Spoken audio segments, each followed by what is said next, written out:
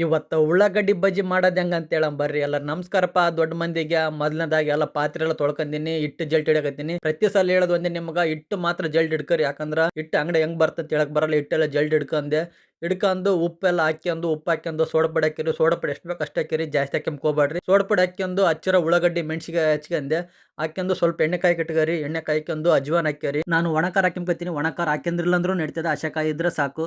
ಒಣ ಖಾರ ಹಾಕ್ಯಂದು ಸ್ವಲ್ಪ ಟೇಸ್ಟ್ಗೋಸ್ಕರ ಹಾಕ್ಯಂಬಕತ್ತೀನಿ.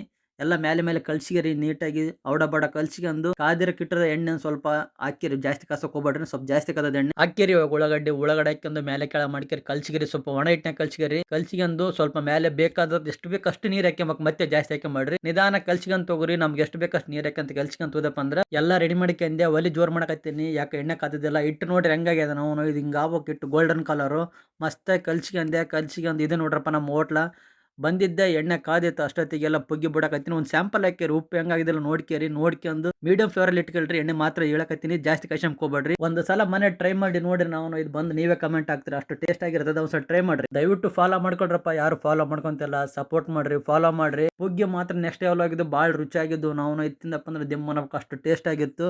ಇವತ್ತಿಗೆ ಈ ವಿಡಿಯೋ ಮುಗಿಸಾಕತ್ತೀನಿ, ಮತ್ತೆ ಮುಂದಿನ ವಿಡಿಯೋ ಸಿಗೋಣ.